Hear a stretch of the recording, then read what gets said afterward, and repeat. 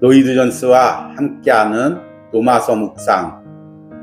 오늘 로마서 묵상의 제목은 말씀 앞에 내가 죽었을 때입니다. 오늘의 로마서 말씀을 읽겠습니다. 로마서 7장 9절입니다. 전에 율법을 깨닫지 못했을 때는 내가 살았더니 계명이 이름에 죄는 살아나고 나는 죽었도다. 아멘.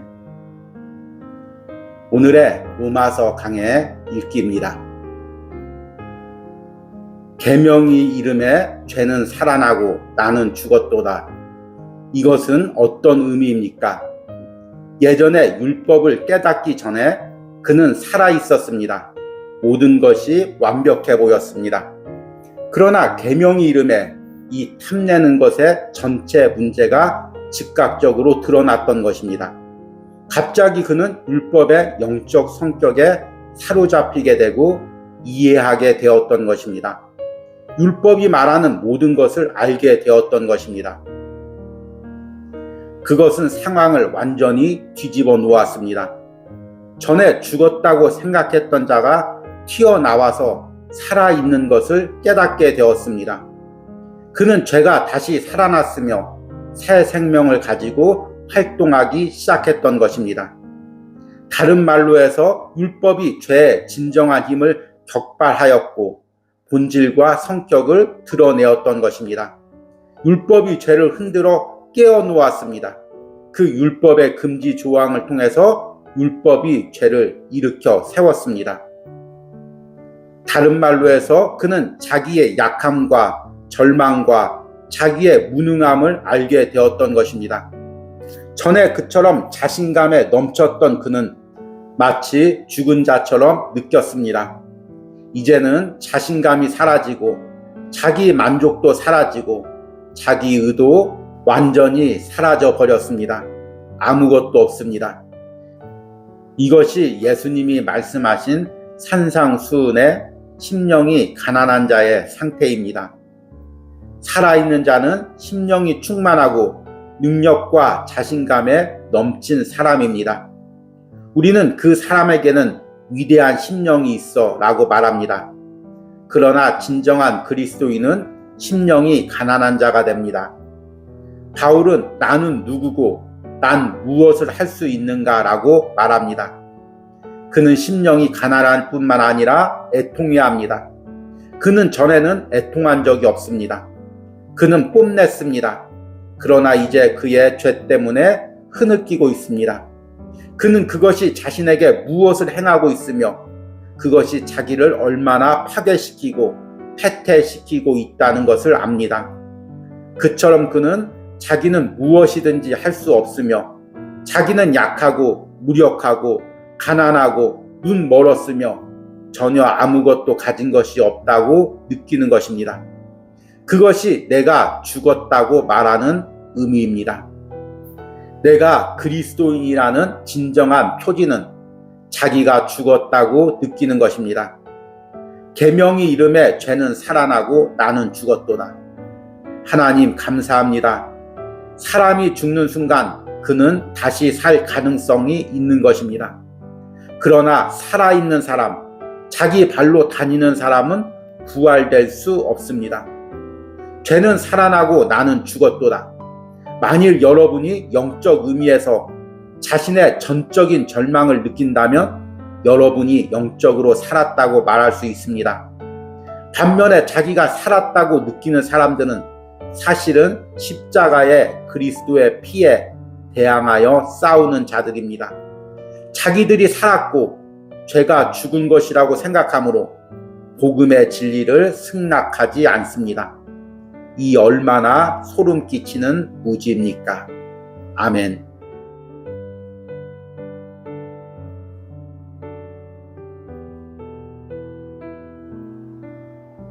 로이드 존스와 함께하는 로마서 묵상. 오늘 로마서 묵상의 제목은 복음 앞에 나의 죄가 드러날 때입니다. 오늘의 로마서 말씀을 읽겠습니다. 로마서 7장 9절입니다.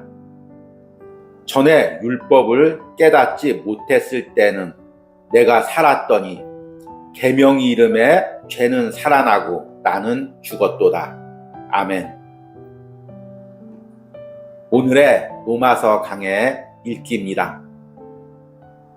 9절의 말씀을 통해 우리가 깨달아야 하는 것은 무엇입니까?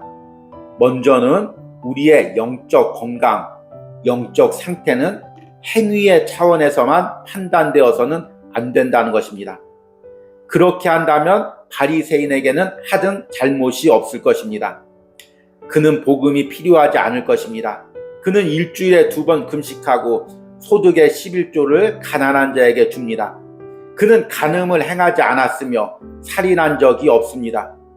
그에게는 용서가 필요치 않습니다. 우리 교회들이 이러한 상태에 있는 것도 교회들이 이런 유의 사람들을 너무 많이 포함하고 있기 때문입니다. 그들은 특별한 행동들의 차원에서만 죄를 판단하기 때문입니다. 여러분은 십자가의 참된 복음이 무엇이라고 생각합니까? 그 십자가의 메시지는 우리 모두가 저주받았고 타락하여 죽음밖에는 우리를 구할 수 없다고 말하는 것입니다. 주님은 자기가 세상에 온 것은 다른 이들과 같이 그들이 구원받을 필요가 있기 때문이며 그들 위해서 주님이 죽어야만 구원을 받을 수 있다고 말씀하심으로써 바리새인들을 괴롭혔습니다. 그들 위대한 교사들은 살아있고 율법을 지켰으며 구원에 필요한 이 모든 것을 어렸을 때부터 행했던 자들이었습니다. 따라서 그들은 주님과 그분의 십자가의 메시지를 미워했습니다. 자기가 죄인이 아니며 자기 속에는 죄가 없다고 느끼는 것보다 더 위험한 상태는 없습니다. 사도 요한은 그 점을 아주 분명히 했습니다. 만일 우리가 죄가 없다고 말하면 스스로 속이고 또 진리가 우리 속에 있지 아니할 것이요. 그러나 자신이 죄인이 아니라고 생각하는 자들이 많이 있습니다. 나는 언제나 선한 생활을 하고 언제나 그러한 죄들을 피하였습니다. 또한 나는 내가 할 수 있는 최선을 다하였어요. 나는 솔직하게 말해서 죄인이라고 느끼지 않아요. 여러분은 왜 그들이 그렇게 느끼고 말하는지 그 이유를 아십니까? 그것은 계명이 그들에게 이르지 않았기 때문입니다. 그들은 살았고 자신에 관한 진상을 알지 못하기 때문입니다. 우리 신앙의 가장 중요한 시금석은 우리가 말씀 앞에서 어떤 태도를 보이느냐는 것입니다. 하나님의 거룩하심과 영광과 엄위, 그리고 그 아들의 거룩과 정결함, 십자가의 죽음과 하나님의 거룩과 공의와 의에 관한 메시지, 이런 것들에 대하여 어떤 반응을 하느냐는 것입니다. 하나님께서는 우리가 이런 말씀들을 대하며 바울과 같이 계명이 이르렀고 죄가 내 안에서 소생되었으며 능력 있게 일어났고 나는 죽었다라고 말할 수 있는 것을 원합니다. 여러분은 이런 의미에서 죽었습니까? 만일 그렇다면 여러분은 참으로 복된 자들입니다. 아멘.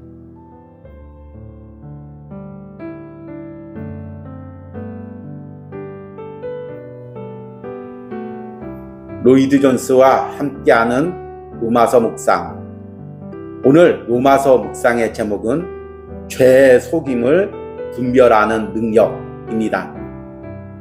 오늘의 로마서 말씀을 읽겠습니다. 오늘 말씀은 8월 로마서 묵상의 마지막 구절이 되겠습니다. 로마서 7장 10절에서 11절입니다. 생명에 이르게 할 그 계명이 내게 대하여 도리어 사망에 이르게 하는 것이 되었도다. 제가 기회를 타서 계명으로 말미암아 나를 속이고 그것으로 나를 죽였는지라. 아멘. 오늘의 로마서 강해 읽기입니다. 10절에서 왜 사도 바울은 생명에 이르게 할 율법이 죽음에 이르게 하였다고 말합니까? 그것은 전적으로 죄 때문이라는 것입니다. 죄가 율법을 방편으로 하여 한 일 때문이었습니다. 죄가 그들에게 너무나 강력한 영향력을 행사한 나머지 이 하나님의 율법이 그들에게 주어졌지만 그들은 그것을 그릇되게 사용했다는 것입니다. 11절에는 어떻게 그것이 가능한지를 말합니다. 죄가 기회를 타서 계명으로 말미암아 나를 속이고 그것으로 나를 죽였는지라. 로마서 7장 8절에서는 죄의 권능을 말합니다. 그러나 죄가 기회를 타서 계명으로 말미암아 내 속에서 온갖 탐심을 이루었나니 이는 율법이 없으면 죄가 죽은 것임이라. 그러나 11절에서는 이런 죄의 능력과 함께 죄의 기만성을 강조하고 있습니다. 11절은 강조적인 의미를 담고 있습니다. 죄가 기회를 타서 계명으로 말미암아 완전히 나를 속였다라고 말하고 있습니다. 그것은 완전히 나를 속인 것이며 절대적으로 속인 것입니다. 그러므로 우리는 죄가 가공할 힘이 될 뿐 아니라 동시에 무섭게 기만하고 있다는 것을 깨달아야 합니다. 성경 전체에는 죄가 얼마나 교묘하게 우리를 속이고 있는지를 잘 보여주고 있습니다. 창세기 3장 13절을 먼저 생각해 보십시오. 여호와 하나님이 여자에게 이르시되 어찌하여 이렇게 하였느냐? 여자가 가로되 뱀이 나를 꿰므로 내가 먹었나이다.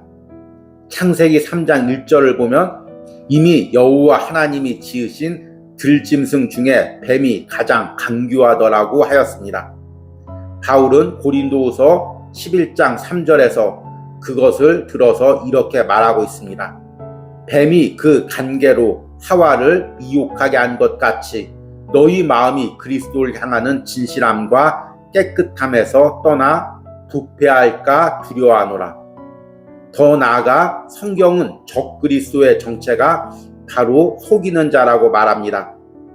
불법의 비밀이 이미 활동하였으나 지금은 그것을 막는 자가 있어 그 중에서 옮겨질 때까지 하리라. 악한 자의 나타남은 사탄의 활동을 따라 모든 능력과 표적과 거짓 기적과 불의의 모든 속임으로 멸망하는 자들에게 있으리니 이 속임의 요소가 오늘날보다 더 적나라하게 드러난 적이 없습니다. 아멘.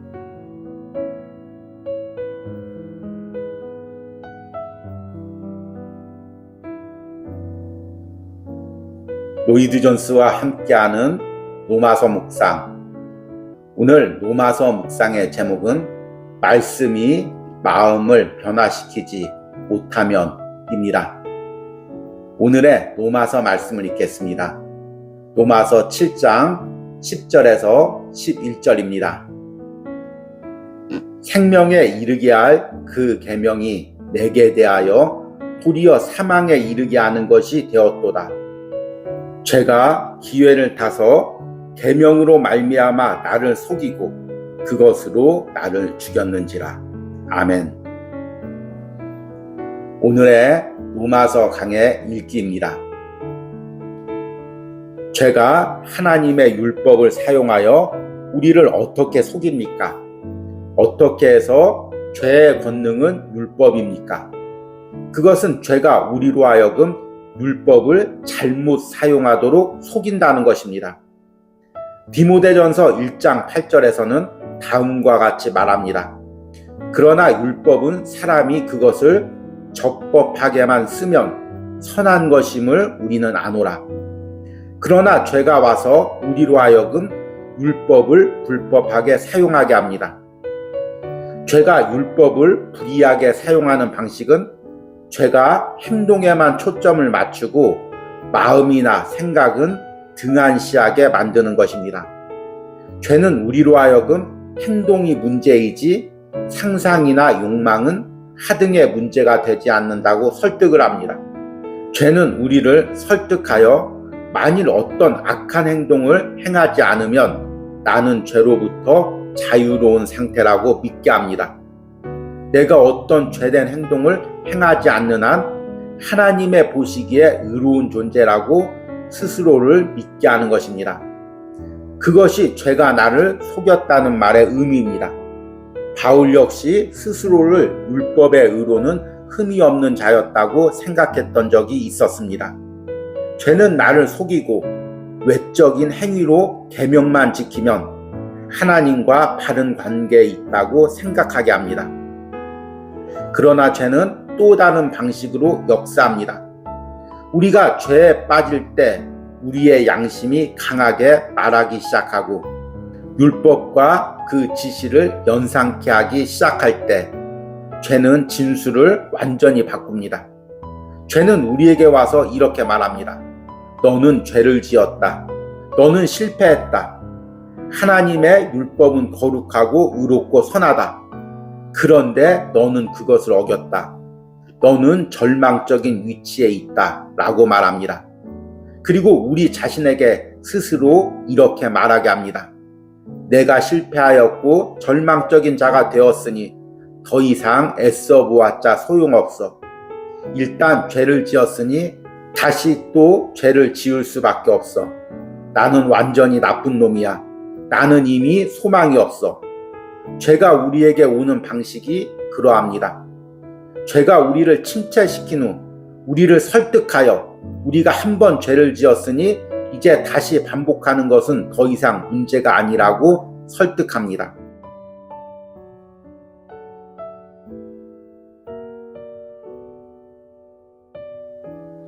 로이드 존스와 함께하는 로마서 묵상. 오늘 로마서 묵상의 제목은 말씀을 대적하게 만드는 죄의 속임수입니다. 오늘의 로마서 말씀을 읽겠습니다. 로마서 7장 10절에서 11절입니다. 생명에 이르게 할 그 계명이 내게 대하여 도리어 사망에 이르게 하는 것이 되었도다.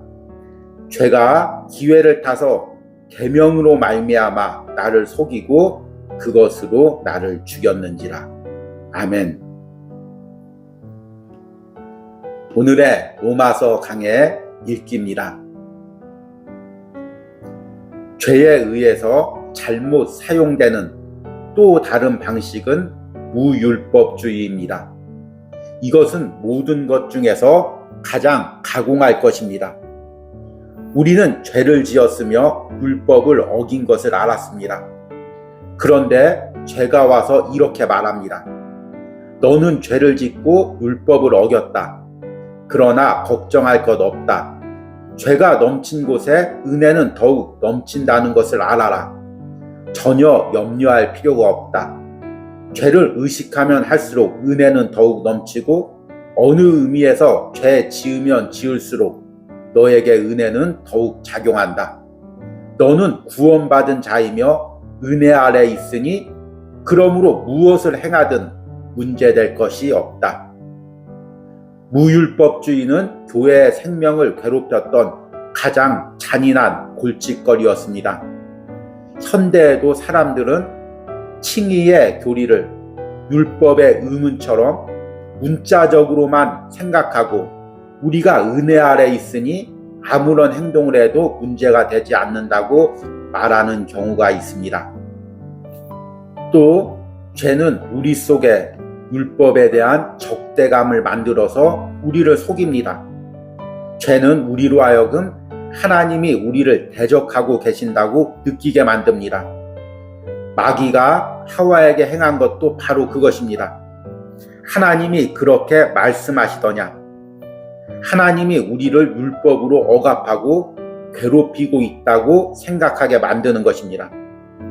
그로 인해 죄는 우리로 하여금 율법의 요구는 우리에게 부당하며 불이하다고 느끼게 하는 것입니다. 하나님이 율법을 통해 우리를 옥죄인다고 생각하게 만듭니다. 율법은 좁고 편협하고 하고 싶은 것은 모두 하지 말라고 하며 하기 싫은 일만 시키는 것처럼 보이게 만듭니다. 그렇게 해서 죄는 우리로 하여금 율법을 미워하게 합니다. 그래서 율법에 대한 반감으로 인해 더욱 율법을 어기고 죄를 짓고 싶은 충동을 일으키게 합니다. 또한 죄는 우리를 매우 대단한 존재로 생각하게 함으로써 율법을 어기게 합니다.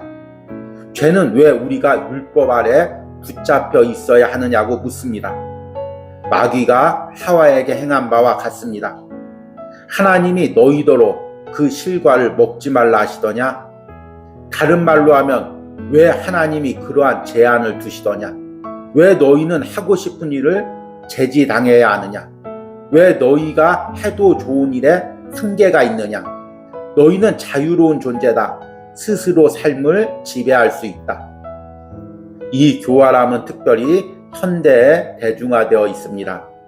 오늘날 현대인의 정신을 가장 대중적으로 나타내는 것들 가운데 하나는 자기 표현이라는 이단입니다. 그것은 본능이 주인 노릇을 하게 하고 하고 싶은 것은 무엇이든지 하라는 것입니다. 이것이 지금 우리를 속이고 있는 죄의 속임수입니다. 아멘.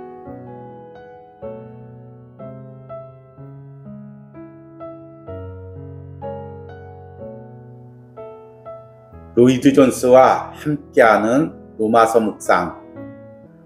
오늘의 로마서 말씀은 로마서 7장 10절에서 11절입니다. 생명에 이르게 할 그 계명이 내게 대하여 도리어 사망에 이르게 하는 것이 되었도다. 죄가 기회를 타서 계명으로 말미암아 나를 속이고 그것으로 나를 죽였는지라. 아멘. 오늘의 로마서 강해 읽기입니다. 마지막으로 죄는 우리로 하여금 죄 자체를 속이게 만듭니다.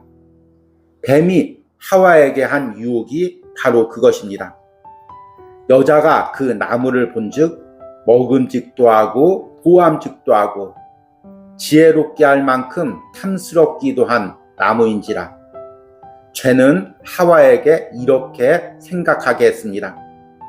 하나님께서 그렇게 아름답고 완전하게 생긴 과일을 먹지 말라고 한 것이 얼마나 이상한 일인가. 그것은 동산에서 가장 맛있는 아름다운 과일일 것이다. 그런데 하나님께서 그것을 금하시다니. 죄는 죄를 매력적으로 보이게 함으로써 속입니다. 또한 죄는 그리스도인의 삶을 어둡고 우중충한 것처럼 인식하게 합니다.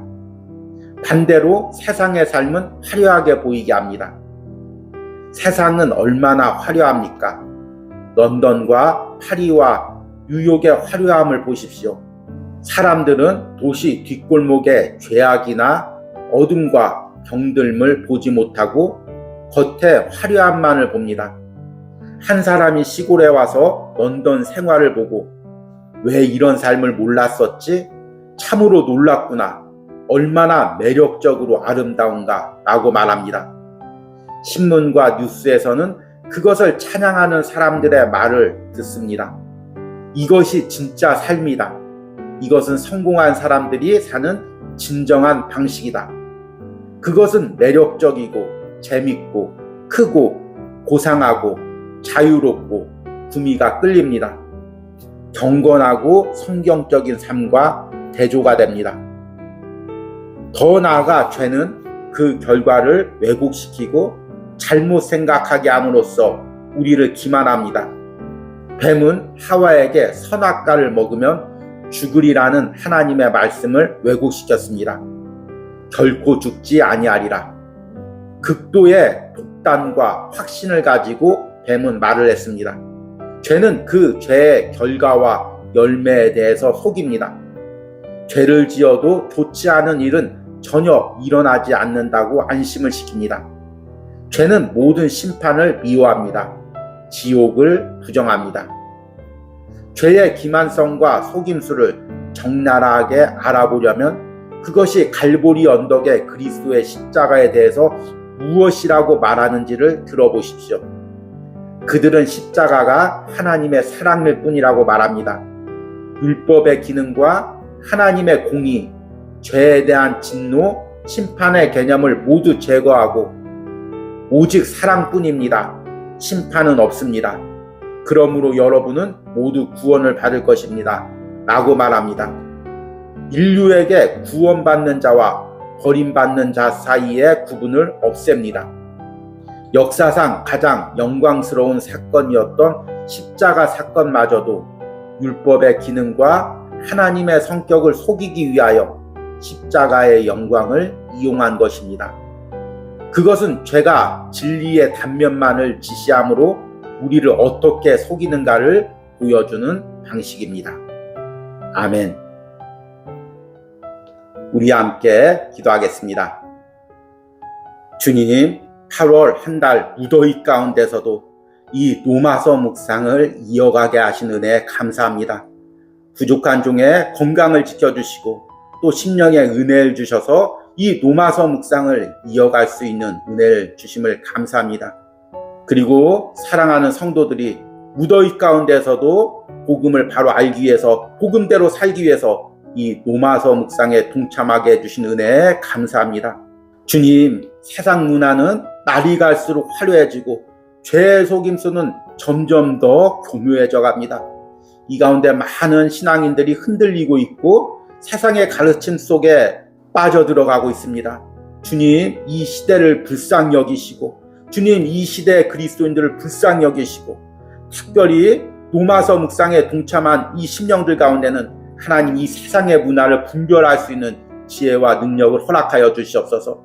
죄의 속임수와 세상의 가르침과 세상 사람들의 속삭임에 흔들리지 않는 성령의 확신과 복음의 확신을 그들 안에 부어주시옵소서. 8월 한 달 동안 로마서 묵상을 통해 이런 확신이 그들 가운데 있었기를 간절히 소망합니다. 또한 앞으로 9월달 로마서 묵상 가운데 이 확신이 더욱더 차고 넘치기를 소망합니다. 9월달에도 하나님께서 부족한 종과 이 로마서 묵상에 동참하는 모든 심령들에게 차고 넘치는 은혜를 부어주시옵소서. 예수님의 이름으로 기도했습니다.